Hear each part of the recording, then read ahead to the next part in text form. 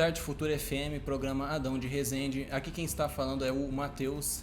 E como os ouvintes podem ver aqui, para quem está assistindo, a gravação está acontecendo de forma panorâmica, né, para quem quiser assistir pelo Facebook, e para os ouvintes vai estar também em formato de áudio, né?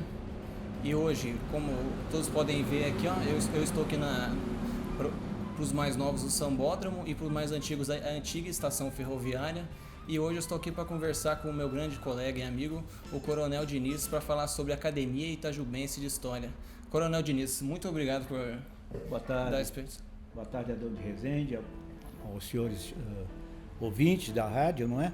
E para mim é uma grande satisfação, uma grande honra recebê-los aqui e poder divulgar o que é a Academia Itajubense de História. Coronel, fico muito grato, viu? E, Coronel, vou fazer uma série de perguntas para você para dispor mais da Academia Itajubense de História. Coronel, eu gostaria de saber o que é exatamente a Academia Itajubense de História, porque como a gente imagina, o que a Academia de História fala? Ela fala da história geral de Itajubá, ela se preocupa mais em tratar a história regional, ou pega desses aspectos, pega diversos deles. O que fala especificamente a Academia Itajubense de História? Bom, a Academia de História se destina a resgatar o passado muito bonito da história de Itajubá. Sabe que recentemente nós comemoramos 200 anos da fundação da cidade e eu não sou itajubense, mas vim para aqui e me apaixonei pela história de Itajubá.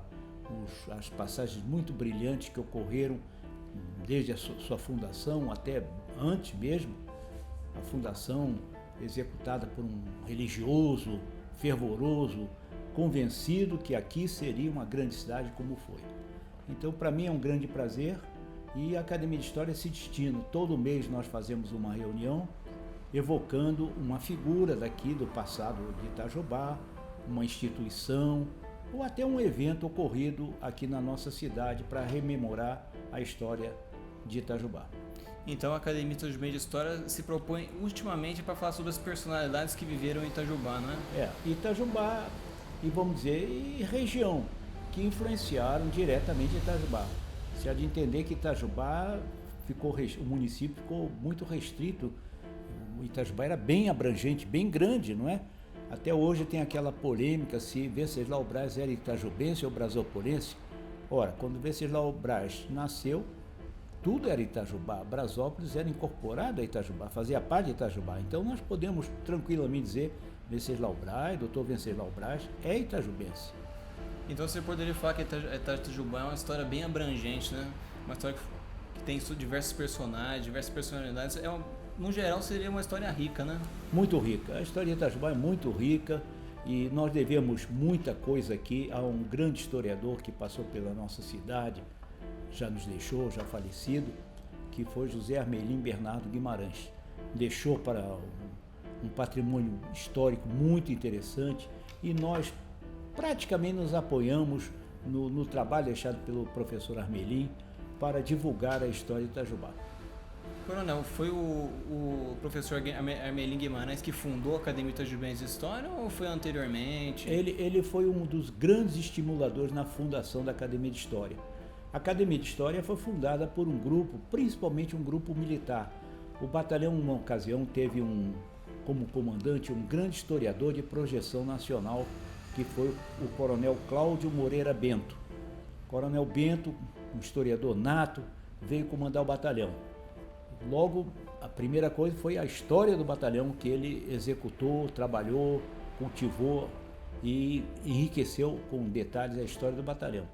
E, além disso, ele foi um estimulador da criação do museu aqui de Itajubá, que não existia, e também foi um dos grandes incentivadores da fundação da Academia Itajubense de História.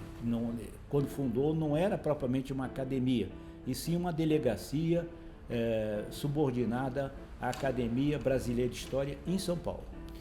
E que se focava principalmente em falar sobre a história do quartel de Itajubá ou... Porque, pelo que eu exemplo, tem um livro ali que fala sobre a história dos generais que passaram em Itajubá, que tem as fotografias. Então, esse livro, por exemplo, é anterior à Academia Itajubense de História ou posterior? Não, o livro é anterior à Academia Itajubense de História, que foi feito Tem um dos livros aqui que foi confeccionado pelo coronel Bento, Cláudio Moreira Bento. Mas a Academia de História é bem antiga, eu repito, com a sigla de Delegacia da Academia Brasileira de História, e nós éramos, nesse caso, subordinados a São Paulo. São Paulo, né? E, coronel, para adentrar mais sobre as personalidades de Jubá, quais são os requisitos para alguém adentrar na Academia de História, mas como homenageado? Qual que é o fator que tem de ser feito para ele ser homenageado? Bom, para ele ser homenageado, nós nos reunimos aqui no começo do ano e elegemos as figuras que serão homenageadas ao longo do ano. Por exemplo, nós estamos agora em 2019. Então, no início de 2019, em fevereiro, março, fazemos uma reunião da diretoria e discutimos aquelas figuras que vão ser homenageadas ao longo do ano. E com antecipação muito grande, entramos em contato com as respectivas famílias, noticiando e, o que é mais importante, discutindo quem será a pessoa que vai falar, o palestrante, quem será a pessoa responsável para divulgar a história dessa pessoa eleita pela academia para ser difundida. Então isso é um trabalho bem anterior, a programação é sempre feita anteriormente ao início do ano, ou é feita no início do ano. E nós então, depois, ao correr do ano, vamos só cumprindo a programação previamente elaborada. Nós agora, por exemplo, eu aproveito até a oportunidade dessa entrevista, nós vamos fazer uma homenagem a uma figura muito interessante, porque uma coisa curiosa, me permite eu alongar um pouquinho. Pode alongar. É porque até os itajubenses não conhecem certas figuras. Nós, por exemplo, o mês passado elegemos a irmã Zenaide, uma irmã operosa, que foi uma figura fundamental na escola de enfermagem.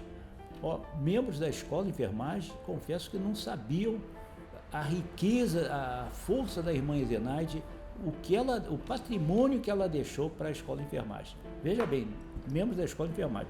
Imagina a população, de modo geral, também não sabia. Agora, por exemplo, vamos fazer homenagem a um senhor, Sebastião Simões. Sebastião Simões foi vereador, foi muito atuante aqui em Itajubá como político, como escritor, como poeta, foi um dos membros, agora eu estou entrando na outra academia, foi um dos fundadores da Academia Itajubá de Letras, é a irmã mais velha da Academia Itajubá de História. Então, fundador da academia, batalhador da Academia Itajubá de Letras. Então, é a pessoa que nós vamos homenagear agora no próximo sábado, dia 24 de agosto. E, coronel, geralmente a gente não para pensar antes, mas toda a construção de uma instituição sempre tem uma mente por trás, né? Você falou que a irmã Zenaide, que foi uma das fundadoras da escola de enfermagem, e ela tem uma história, ela pode servir de inspiração para as novas enfermeiras que estão aqui, que querem construir uma carreira, e não conhecem uma história tão intensa como a da irmã Zenaide, que eu mesmo olhei lá e vi que é uma história fenomenal, viu? Você estava presente e viu a grandeza dessa irmã, que é praticamente desconhecida. Eu não sei se você é muito jovem, eu não sei se você conheceu, ouviu falar na irmã Zenaide, eu só ali a partir dali, tá vendo? Foi uma figura assim muito grande e outras figuras que nós elegemos aqui que ficam escondidas nesse universo, no interior de Itajubá e praticamente desconhecidas.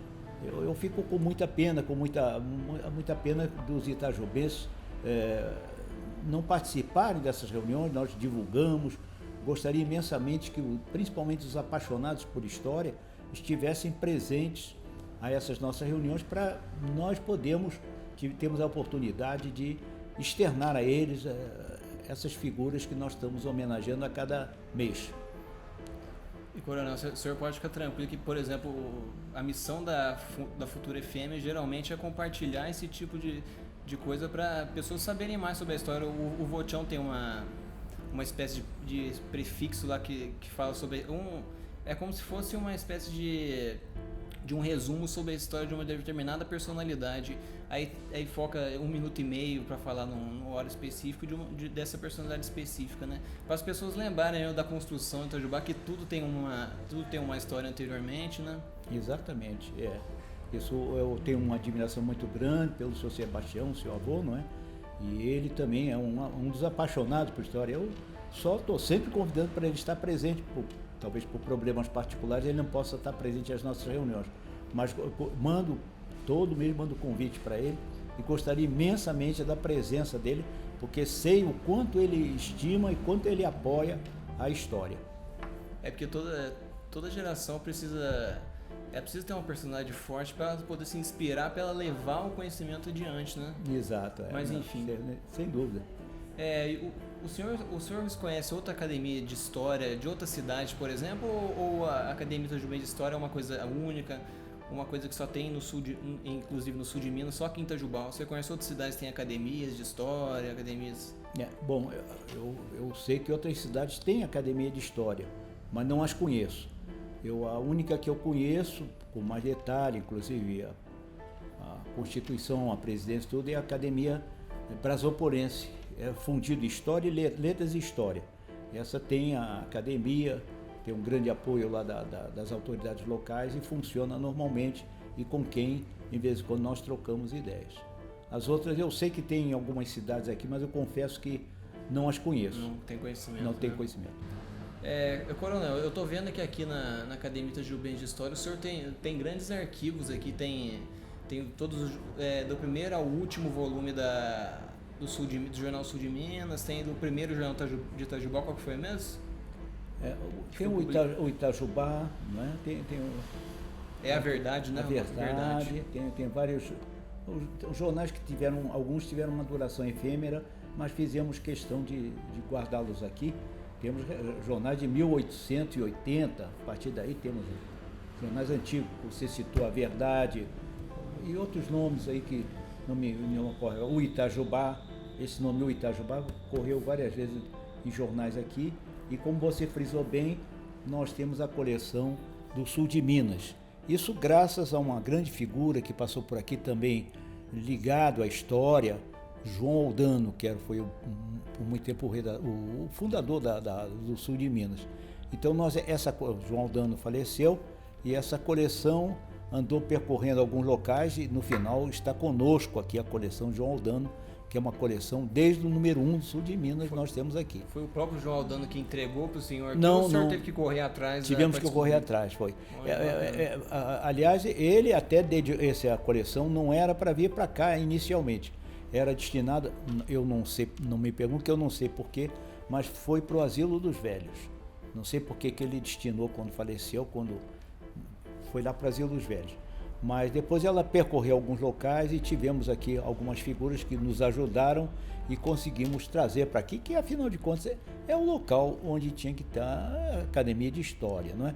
E fora isso, muitas pessoas que faleceram doaram, até os próprios filhos vieram aqui doar o acervo particular de certas figuras que eram ligadas aqui à nossa história. Vou dar um exemplo, o professor Pamplona. O professor Pamplona era um grande historiador, mexia muito com a história. Faleceu, a filha dele veio aqui e trouxe o acervo dele. E outras pessoas mais. Então nós temos aqui uma coletânea muito grande, não apenas de jornais, mas também de fotografias antigas que estão aqui à disposição de quem queira examinar. É isso que eu ia perguntar. Se eu quiser doar alguma coisa sobre a história da minha família específica, se eu tiver um grande documento sobre ela, sobre Itajubá no geral, eu posso vir aqui, posso doar para a Academia Itajubá História, que vocês vão guardar? Com muito prazer, com muita satisfação, com muito carinho. Nós guardamos, nós incorporamos aqui, colocamos na relação do que temos aqui, não é? E fica aqui incorporado, porque isso aqui, eu quero que você entenda, não é meu, não é de ninguém, isso aqui é do povo, é do itajubense, é do apaixonado por história. Então isso aqui eu abro aqui e estou pronto a receber uma pessoa que venha esclarecer alguma coisa do seu passado, do passado dos seus pais, dos seus avós, do passado de algum fato que ocorreu em Itajubá. E aí vê o valor do jornal, que o jornal atesta o que aconteceu, como aconteceu na hora, né? Então nós temos aqui os jornais, a pessoa às vezes dá a data, nós vamos no jornal, vamos pesquisar como é que foi publicado, como é que foi visto aquele evento naquela data. Então se eu tiver algum furo na minha família, por exemplo, e eu quiser buscar algum arquivo de Itajubá, quiser buscar alguma coisa para mim, eu posso vir aqui? Pode vir aqui. Vai estar para conversar? Só tem um detalhe que nós já elaboramos e é uma norma nossa. nós não deixamos nada sair daqui. Então, às vezes a pessoa quer levar, e nos preocupa, é uma coisa antipática, mas nós não deixamos sair. Hoje em dia, a pessoa tem meios para fotografar, ou sentar aqui, nós temos uma mesa com cadeiras, a pessoa senta, copia o que achar oportuno, se não der tempo hoje, deixa para amanhã, etc. Mas nós não temos autoridade para deixar que a pessoa leve. Porque tivemos uma experiência assim, já dolorosa de muita gente levar as coisas e esquecer de devolver. Isso é perigoso. É perigoso. Então, há de entender, eu sei que o pessoal que vem aqui é honesto, com honestidade de princípios, mas a gente tem que aplicar a norma para todos. Se abrimos exceção para um, e eu faço entender a quem vem aqui essa norma, nem eu tenho autoridade para pegar um livro da Academia de História e levar para casa, eu não levo. O que eu tenho que fazer, faço aqui mesmo e deixo aqui. É porque tem 100 pessoas, se 99, por exemplo, faz certinho, mais uma já estraga todo o contexto. Isso acontece muitas vezes até, olha, veja, uma coisa mais criminosa, a pessoa até rasga a folha, leva a folha com eles de algum determinado livro, que já aconteceu isso. Então, não posso levar o livro? Não pode levar. Então, vou deixar o livro aí. Quando a gente vê o livro, ele levou a folha, furtivamente colocou, ou veio com a mochila ou um bolso, levou a folha que lhe interessava. Isso é doloroso, mas infelizmente é a nossa cultura, né? Então nós temos em troca, então não deixamos sair nada daqui. A pessoa vem, copia, aprecia, volta, vem.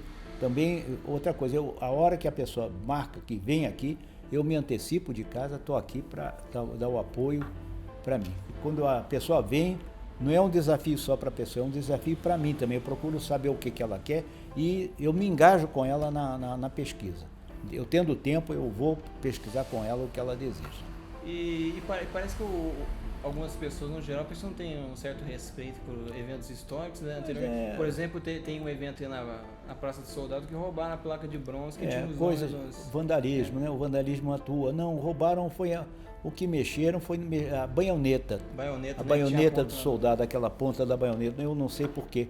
E curiosamente, a primeira vez que mexeram, apareceu o nosso secretário de Cultura, até me entregou, e eu me carreguei junto ao batalhão de vir um soldador recolocar a baioneta no lugar. Então ele veio com solda, encaixou a baioneta, soldou a baioneta na extremidade do mosquetão, do fuzil lá do soldado, né?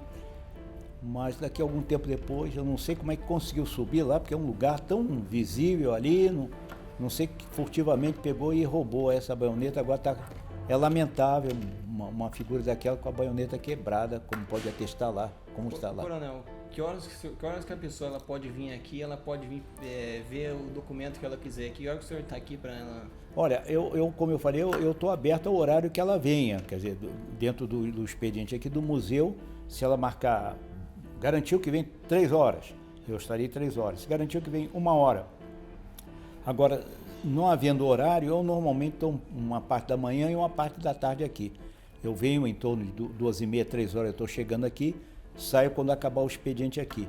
E à tarde e de manhã também é a mesma coisa, chego aqui 8, 9 horas, 9 e pouco, e saio quando encerra aqui para o almoço.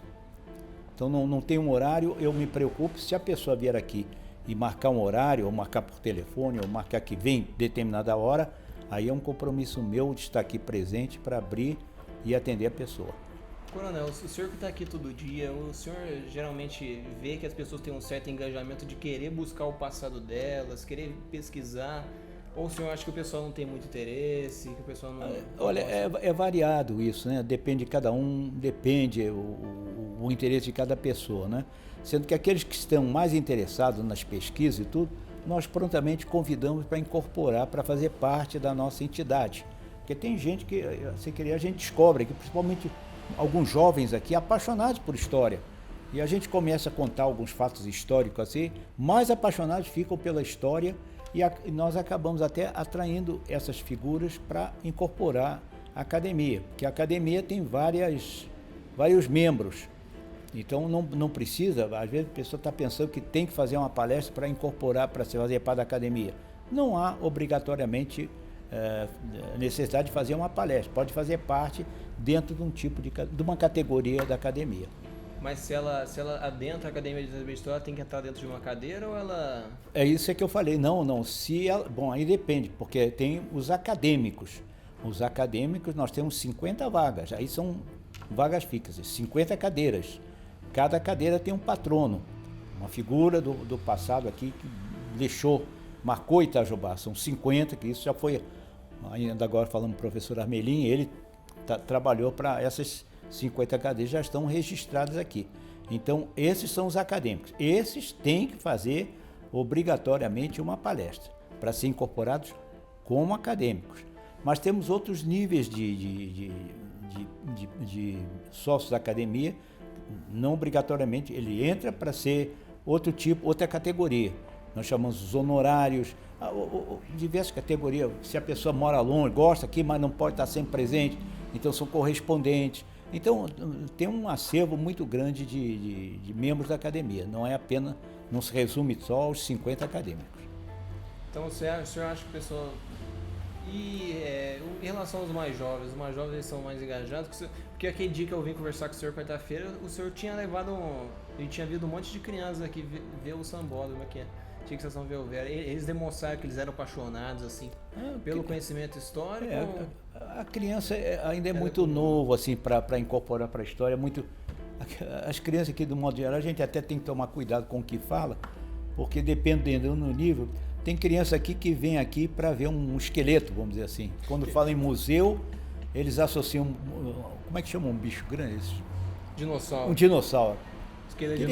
Quero ver o esqueleto do dinossauro, porque eles associam o museu aos esqueletos, particularmente esses bichos pré-históricos, né? Então a criança muito pequena ainda não está madura, não está preparada para fazer parte da academia de história. Então tem que ter uma determinada idade, não é? Depois de passar por vários ciclos, né? Para poder ver que realmente a história é a paixão dele. A história de Itajubá, que é muito bonita, e eles ficam desbravando a história de Itajubá e ficam admirados. Cada capítulo tem uma certa nuance diferente de outras cidades. Não precisa ir muito longe, você vê, falamos e várias vezes estamos repetindo, a fundação da cidade. Itajubá foi fundada de uma maneira diferente de outras cidades.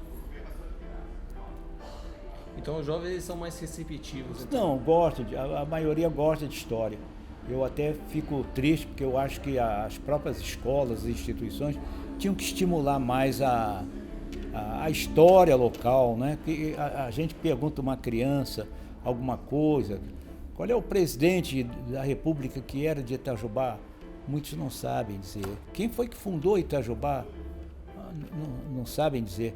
Então essas coisas, eu acho, aí é um ponto de vista meu, tinham que ser mais bem cultivadas na escola. Desde os primeiros anos, a criança começar a despontar, a conhecer um pouco da história, que é tão bonita a história de Itajubá, e eu sei que teríamos mais vocações históricas do que temos. Mas geralmente, pelo que eu observo, a criança ela é muito mais receptiva para escutar, para ela receber uma informação nova, porque ela está aprendendo as coisas. É nova. Então ainda a fase para ensinar a criança de fato é no pré, mas só que o estudo de história no pré é aquela coisa puxada, igual fórmula matemática, né? Você tem que decorar, e a criança geralmente não aprende, acha chato. Sendo que eventos históricos como a Segunda Guerra, por exemplo, é uma coisa fabulosa. Muito interessante. Poucos, por exemplo, você tocou num assunto. Muitos poucos desses rapazes novos sabem que o Brasil atuou, que Itajubá mandou tropa daqui para... Olha que honra, que satisfação, que orgulho, que gesto de civismo. Daqui saíram soldados, não é qualquer cidade aqui do interior que você tem soldados que saíram daqui, partiram do batalhão para lutar na Itália na Segunda Guerra Mundial. Daqui saiu um contingente grande, de cerca de 150 soldados, para defender Fernando Noronha. Então, talvez esses jovens não saibam disso. Talvez não saibam que ainda nós temos alguns desses heróis vivos, já com uma idade avançada, já em consequência da idade, já bem desgastados. Mas temos esses heróis que nós devemos cultivá-los e é um motivo de orgulho para a gente que eles estiveram participando ativamente da Segunda Guerra Mundial. Então, são coisas interessantes. Tivemos também daqui de Itajubá heróis na Guerra do Paraguai. Guerra do Paraguai? Na Guerra do Paraguai. Mas Quando, não sabia. não sabia, tá vendo? Quando eu era comandante do batalhão, fiz questão de ir atrás dessas famílias desses heróis. Lógico, eles todos falecidos. Atrás dessas famílias, de alguns heróis desses, conseguimos levantar as famílias desses heróis e fazer uma evocação dessas famílias lá no batalhão. Então, tá vendo? Da Guerra do Paraguai. Então, olha só como é que... Então, Itajubá teve sempre esse gesto de civismo, não é? De altruísmo ainda nessas lutas, e fora as participações nas revoluções internas aqui, não é? Onde teve a participação sempre do nosso 4º Batalhão de Engenharia de Combate. O Itajubá teve, no caso, alguma participação na Revolução Constitucionalista ou... Teve aqui o batalhão, participou ativa. Olha, teve aqui na reunião, na Revolução Constitucionalista, participando, sim, senhor. Temos aqui várias fases da participação do batalhão.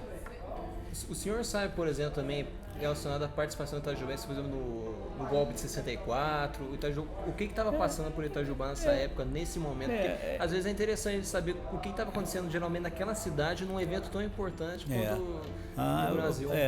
Todo o Brasil estava conturbado em 64. Eu não estava aqui, não posso dizer com muita segurança que eu não estava aqui em 1964, né?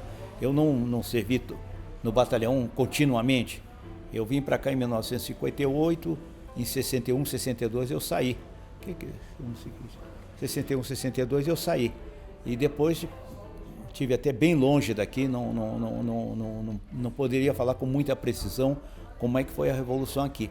Mas o batalhão respondeu também e foi ativo na defesa dos ideais dos militares, de 64. E, coronel, Itajubá, pelo que Itajubá é uma cidade importante por exemplo, a geopolítica itajubense. E eu gostaria de fazer uma pergunta envolvendo o passado. O que estava passando em Itajubá durante, por exemplo, a época do Império, especificamente durante o ano de Dom Pedro II? Itajubá estava crescendo? Itajubá foi gradativa. O Itajubá, aí um detalhe... Deixa eu só acrescentar, qual que era a participação de Itajubá durante a época do Império? Sim, pois é, mas infelizmente, nós antes do Padre Lourenço, então, você sabe que Padre Lourenço é de 1819, né? 1819. Então vamos ver, anterior a... Itajubá era um lugar ermo. Nós aqui tínhamos, o que habitava aqui eram os índios muito atrasados. Era até a fusão de duas tribos, dos puris e dos coroados, chamam até puri coroados, que eram duas tribos mas muito atrasadas aqui que tinha. Itajubá não passava de nem plantação tinha aqui. A riqueza aqui, que se a gente puder falar de riqueza, e é lamentável, mas era o tabaco, a produção o fumo, a produção do fumo, do tabaco, né? Então, quando o Padre Lourenço chegou aqui, ficou até admirado, porque era plantação de fumo e mais fumo. O tabaco é o fumo, né? A plantação de fumo. E só isso, encontrou aqui uns índios muito atrasados, não é? Como eu digo, eles nem cama faziam para dormir, dormiam no chão, no limite máximo, quase que animais mesmo, né? O seu atraso. E a preocupação maior foi dividir em sesmarias, em pedaços, essas terras, e dá-las aos portugueses, donatários, aqueles portugueses que vinham para cá. Então eles é que começaram de uma maneira rudimentar a desenvolver a agricultura aqui. Então Itajubá passou a ter agricultura e lamentavelmente também eu posso dizer mais uma coisa, Itajubá não era um local de ouro, de pedras preciosas, aqui o terreno não era favorável a isso, porque muitos vinham aqui ávidos para se enriquecer com as pedras preciosas, o ouro, de modo geral. E chegaram aqui, de certa forma, ficaram até frustrados, porque não conseguiram isso. Mas, em compensação, nós tínhamos um solo exuberante para plantação. Então, depois, com a diversificação, com a vinda dos donatários para cá, principalmente os portugueses, que dividindo as terras, a escravidão e tudo, os escravos, que cada donatário desse tinha da ordem de 100 escravos, 50 escravos. Então começaram a incrementar a cultura, a agricultura aqui, não é? E o café, principalmente, foi uma riqueza muito grande. Isso em um outro período, né? Começaram a plantar o café e beneficiados pelo rio Sapucaí, que nós não tinham estradas, né? Era tudo escoava pelo rio Sapucaí. Então, beneficiados pelo rio Sapucaí, Itajubá começou a ter um progresso bastante grande. E uma terra muito boa aqui. O padre Lourenço, quando dizem até que ele já conhecia muita coisa, muito dom aqui de Itajubá, antes de vir fundar a cidade aqui, não é? Então era como estava Itajubá até a chegada, eu digo, porque a cidade se expandiu, a localidade se expandiu com a chegada do padre Lourenço. Aí é que muita gente o acompanhou, não é? Alguns, não tem assim um número certo, da ordem de 60 religiosos o acompanharam até aqui. Quando vieram aqui, ele conseguiu doar aqui um pedaço de terra para cada um, então foi começando a criar o que seria mais tarde a cidade de Itajubá. Coronel, tirando o padre Lourenço da Costa, existe mais alguns patriarcas que ficaram mais à escondida e que têm seu papel importante, tiveram seu papel importante também, ou como personagem forte só o padre Lourenço da Costa? O padre Lourenço da Costa foi uma personalidade forte, sabe? Ele deixou os outros assim muito... Não se fala em outras pessoas que não seja o padre Lourenço daquela época, que ele esteve aqui, não é? Ele, tudo era com ele, eu diria, ele foi mais administrador do que propriamente padre, porque muito enérgico e dedicado aqui à cidade, tudo era com ele.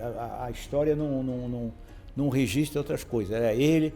Posteriormente, a figura que cresceu foi o filho dele. Olha, é uma coisa curiosa, que naquela época alguns religiosos, padres, chama até atenção, ele tinha um filho muito atuante, Domiciliano da Costa Moreira, e teve um neto também que deixou a história de Itajubá bastante marcada, o que se voltou para a parte da imprensa, Aureliano da Costa Moreira.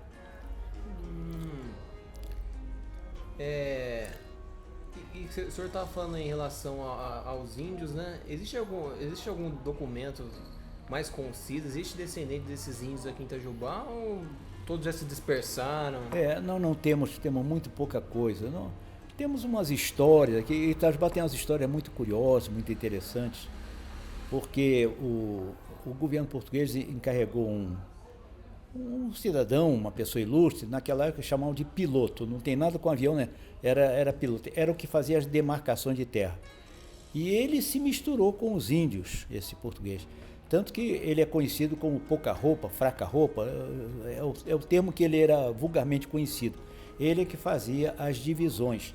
Era uma pessoa também muito interessante aqui, e ele, veja bem, ele se envolveu com Tiradentes. E se entusiasmou com as ideias de Tiradentes, tanto que depois, quando houve a prisão de Tiradentes foi enforcado, ele foi degradado, ele foi expulso daqui e foi mandado para a África, onde ele morreu. Foi exilado, né? Foi exilado na África e acabou morrendo por lá. É conhecido como Fraca Roupa.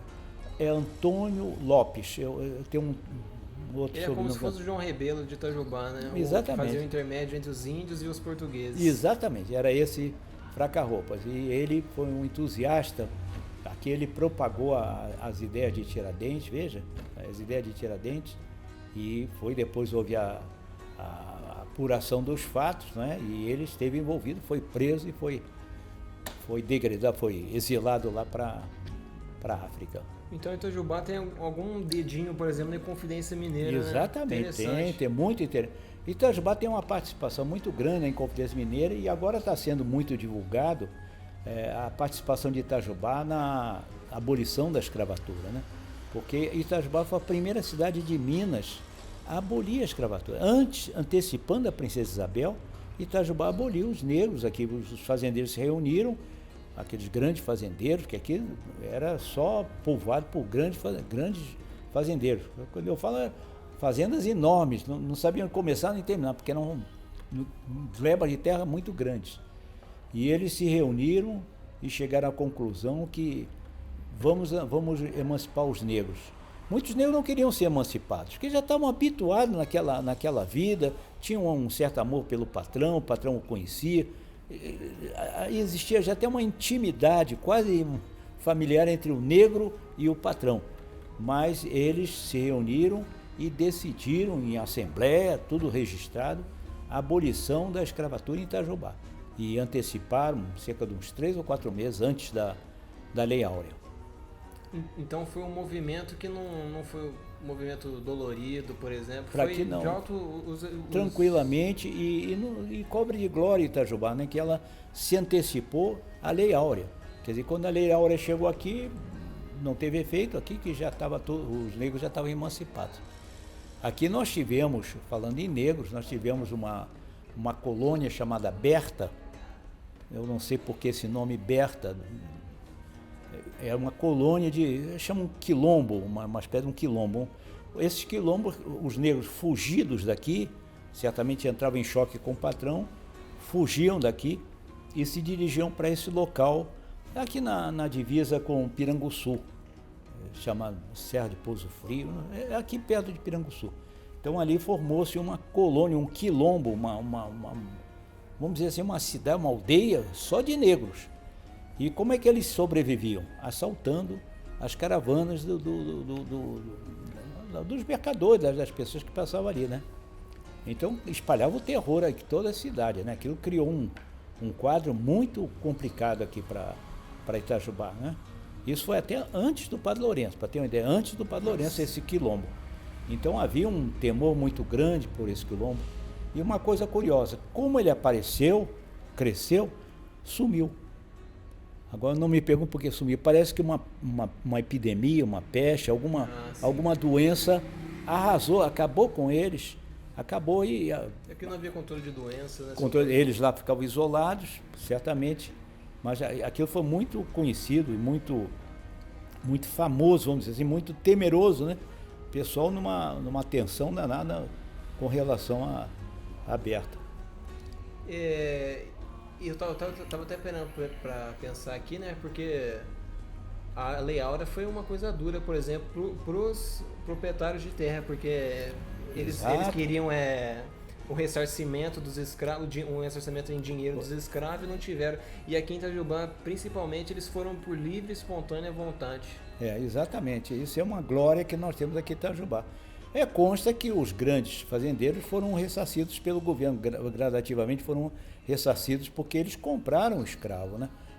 Era um bem deles o escravo, era regularizado como compra, é que nem você adquire, vamos mal comparando, comprou um boi, vai soltar o boi? Caramba, e o dinheiro que eu comprei?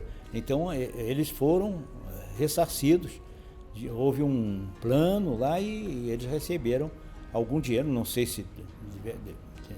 Não foi o dinheiro que eles compraram o escravo, não sei, mas eles tiveram um ressarcimento. Mas aqui foi livre e espontânea vontade que os fazendeiros se reuniram e entenderam de emancipar. Muitos até, eu lhe digo, antes dessa data fixada, já tinham também emancipado seus negros, né? Então aqui foi gradativamente, isso é um orgulho aqui para Itajubá. Existe aqui um companheiro nosso que está lutando para que a Câmara, ou de um modo geral o governo municipal, aprove uma lei que tem um local que lembre essa epopeia de Itajubá, esse fato aqui, Itajubá como a primeira cidade de Minas Gerais. Estou falando de Minas Gerais, não é do Brasil, porque houve cidades que com mais antecedência libertaram os escravos, mas aqui em Minas consta que Itajubá foi a primeira cidade a emancipar os seus escravos. Coronel, antes eu tinha perguntado qual era o papel de Itajubá durante a época do Império. Agora, qual que foi o papel de Itajubá durante o golpe da República? Itajubá estava a par da situação, ela tinha representantes durante lá? Acompanhava, né, aqui aceitou a República em 1889, aceitou, não houve assim uma repercussão que eu possa dizer muito grande aqui, não. Houve festas, realmente a grande maioria pleiteava a República aqui, não é?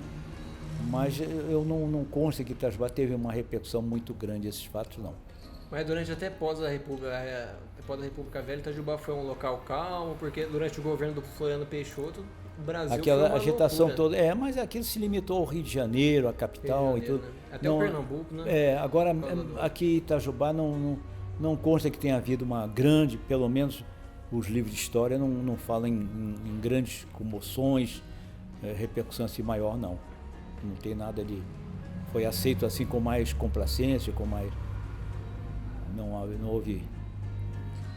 E Coronel, agora uma pergunta um pouquinho mais pessoal. Se o senhor fosse escolher uma personalidade itajubense que o senhor mais se admira, que o senhor mais gosta, qual personalidade o senhor faria e por quê? Bom, Essa é a uma pergunta personagem difícil. não é difícil para mim porque eu tenho na cabeça. Eu respeito e tive admiração e tive a oportunidade de conhecê-lo, né? Eu falo Venceslau Braz Pereira Gomes, que foi uma figura fora de série, me reconhecia e eu fazia questão de passar na porta, você sabe onde ele mora, não é? A casa dele. Eu fazia questão de, quando eu vinha aqui para o centro, passar ali na frente da porta dele só para cumprimentá-lo. E eu tinha a oportunidade de estar com ele porque vinha uma autoridade aqui. Quando eu vim para cá em 1958. Venceslau Braz ainda era vivo, ainda estava bem, vamos dizer, inteiro. Ele morreu, Coronel, só pra... Ele morreu em 1966. 1966. 66. No dia 15 de maio de 1966 que ele faleceu. Então, em 58, 59, ele ainda estava vigoroso, ainda estava bem lúcido, né? E ele me conhecia, eu passava lá e ele, tenente, me cumprimentava e eu ficava tão gratificado e aprendi a admirá-lo. Por quê? Porque quando vinha uma autoridade no batalhão, veja, eu era tenente no batalhão, o comandante recebia autoridade, um general, uma figura de expressão que ia ao batalhão, passava lá pelo batalhão, e toda pessoa era desejosa de entrar em contato com o Venceslau Braz, queriam conhecê-lo. Então vinha aqui e eu me prontificava, eu conheci algumas filhas do Venceslau Braz, alguns familiares do Venceslau Braz, e eu tinha um trânsito livre lá na casa do Venceslau Braz. Então eu entrava em contato com ele para poder me cientificar, né? Então eu ia antes lá, o comandante me chamava, o comandante do batalhão me chamava e me convocava, vai lá na casa do Dr. Venceslau, vou ver qual é a hora que ele pode atender.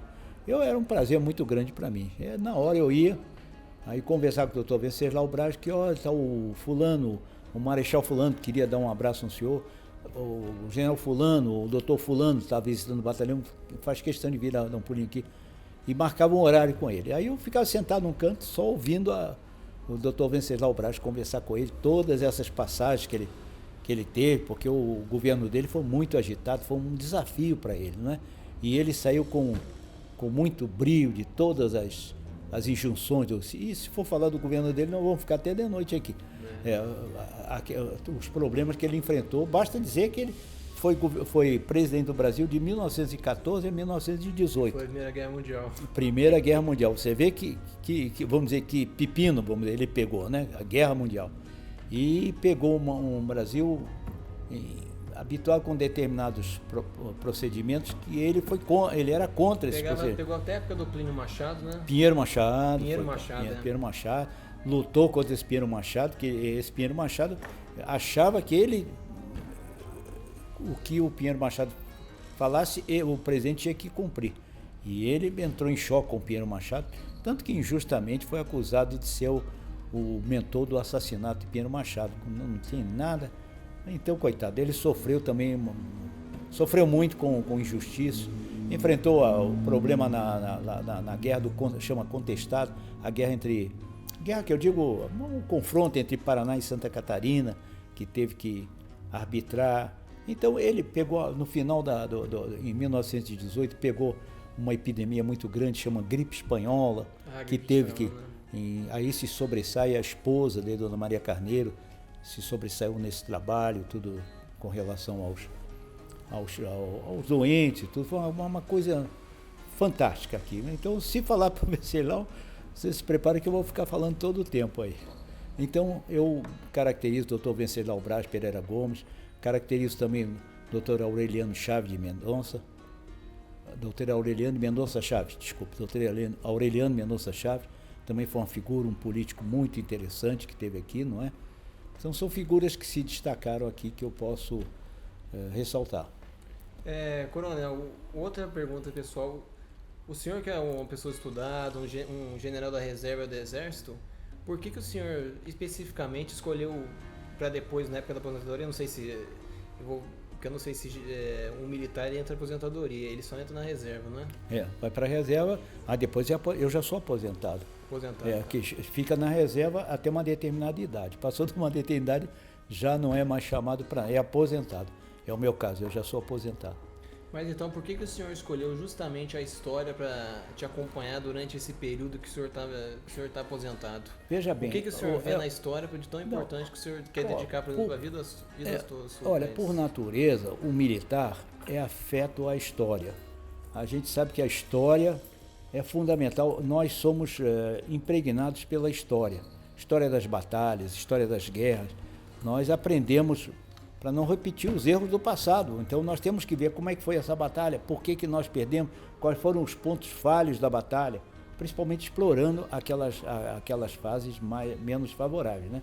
Então vivemos esse período, estudamos as batalhas da Guerra do Paraguai, principalmente as batalhas assim ligadas ao Brasil, a Tríplice Aliança, a Segunda Guerra Mundial, a Primeira Guerra Mundial. Então nós analisamos essas guerras. O que é a guerra? A gente estuda a história em si, o que envolveu a guerra, os fatores motivadores da guerra e tudo. Então nós, de natureza, já temos dentro de nós o estudo da história. Então normalmente, porque tem tudo que é regra tem exceção, né? Normalmente o militar é afeto à história. Isso já faz parte da vida do militar, a história. Nós conhecemos a história para não repetir exatamente os erros. Nós mexemos com vidas. Então, as nossas decisões não são decisões materiais, né? É vidas. Vamos fazer aquilo, vamos ver as consequências daquilo. Então, quer dizer que nós temos que ter um conhecimento profundo das guerras para poder tirar as conclusões. E, Coronel, o senhor que é militar, por exemplo, qual que é uma personalidade de um general de guerra do passado que o senhor se espelha? Porque eu falei de personalidade do Jubá, agora um general, agora pode ser do mundo inteiro, agora já é uma coisa mais global. Agora você me deixou numa situação difícil. Bom, eu fiquei muito honrado aqui quando fui comandante de ter trazido aqui o Marechal José Machado Lopes. José Machado Lopes foi o comandante de toda a engenharia na Segunda Guerra e tivemos a sorte de trazê-lo aqui. Agora, todos os generais, de modo geral, eles passam por um crivo, são todos figuras ilibadas e tudo, é muito difícil eu citar um, tenho medo até de citar um nome e acabar esquecendo outros, né? Esquecendo outros que foram interessantes para mim. Eu sempre tive muita admiração. O Exército, nesse ponto, é muito cauteloso. Na seleção, os oficiais são submetidos gradativamente a uma seleção, e aqueles que saem em general é porque têm credenciais de todos os níveis, de intelectual, moral, ético, tem todo para sair em general. Então, essa pergunta eu vou ficar devendo a resposta. Pode ficar devendo. Qual que é o papel que o senhor acha que, por exemplo, o que o pessoa denominada Coronel Diniz vê como importante para a história, para o indivíduo, para a pessoa, não para a sociedade? Vamos parar a pensar agora no Coronel Diniz. O que o Coronel Diniz acha tão importante para a história? Para a vida de uma pessoa no geral? É aquele velho ditado. Agora eu confesso que eu não sei mas quem não conhece o passado está sujeito a incorrer em erros no futuro. Então nós temos que conhecer o nosso passado, não apenas os nossos antepassados, nossos pais, nossos avós, mas conhecer o passado de modo geral para se projetar para o futuro. Então eu entendo assim, qualquer jovem, tudo, essa premissa, não é? Então eu acho muito importante a história, eu sempre gostei da história, desde jovem, mesmo antes de ir para a escola militar, porque eu sempre tive muita admiração pela história. E modéstia à parte, quando nós tínhamos aulas de história militar na academia militar, não é? Onde eu me formei, eram aulas que eu adorava de ouvir ali, e eu ficava bastante sequioso em saber os detalhes da história militar. Porque eu entendo assim nesse sentido, não é? Não apenas como militar, mas até antes de ser militar e tudo, entendo que a história é fundamental. Nós temos que conhecer o nosso passado, os nossos antepassados, para poder projetar para o futuro a nossa vida. Coronel Diniz, eu até paro para pensar, porque a gente vive uma geração que, por exemplo, os jovens, por exemplo, estão cada vez mais decaindo em termos de depressão. Aí eu paro para pensar porque o ser humano já não tem ninguém para se projetar, a personagem do passado, para se projetar para o futuro. Exato. Aí o jovem que não tem, por exemplo, uma personagem forte por trás, acaba se sucumbindo. Sucumbindo. Não, você tem razão, exatamente. Parece que esses quadros depressivos têm aumentado gradativamente com esse nível de vida, não é? Você vê que nós estamos passando um período, você vê, nós estamos aqui gravando coisas que há 20 anos atrás não era impossível, né? Possível. Você vê cada coisa mais, você vai com um pequeno aparelho, você consegue fazer contatos aí. Por exemplo, eu estou com um neto lá na Itália, converso com ele está lá. Como é que eu podia imaginar que podia conversar com meu neto na Itália, ele lá, tá tudo bem aí, então, umas coisas que só nos anos recentes nós podemos. Então, o que eu entendo eu não sei se esse progresso avassalador, assim, muito rápido, deixa o jovem também meio desamparado, né? Difícil de se acostumar, né? Às vezes. Se habituar, parece que o progresso vem mais depressa do que o hábito a pessoa assimilar isso. Né? Mas sabe como é que eu observo que o jovem, por exemplo, poderia se admirar mais com todo esse progresso? Quando ele olhasse para trás também e visse que para toda essa construção, para eu ter o celular, que tem aquela câmera ali, precisou de todo um processo por trás. Por trás disso, o próprio Isaac Newton fala que ele só pôde ter chegado lá porque ele sentou ao colo dos gigantes, né? Exatamente, você vê. Então você tem toda a razão. Se eu quero me tornar um engenheiro, um físico, eu preciso buscar a mecânica clássica para depois para relatividade, etc. Corretamente, concordo plenamente consigo, é isso mesmo. Coronel Diniz, estou terminando essa entrevista aqui, eu gostaria de uma pergunta. O senhor quer falar mais alguma coisa? O senhor pode falar qualquer coisa, ou convidar para as pessoas para a próxima reunião, Bom, etc. então eu me valho dessa oportunidade. Eu repito, eu já tinha falado anteriormente, então a nossa próxima reunião será no dia 24 de agosto, é um sábado, às 15 horas. É um auditório que infelizmente, nós contamos sempre com o auditório Antônio Rodrigues de Oliveira, mas esse auditório está sendo reformado. Então nós vamos fazer aqui no auditório que tem aqui na primeira igreja presbiteriana, aqui no Morro Chique, na rua Benedito Pereira. Então ali nós vamos fazer uma homenagem, vamos recordar o passado de uma figura muito interessante aqui de Itajubá, que foi o senhor Sebastião Inocêncio.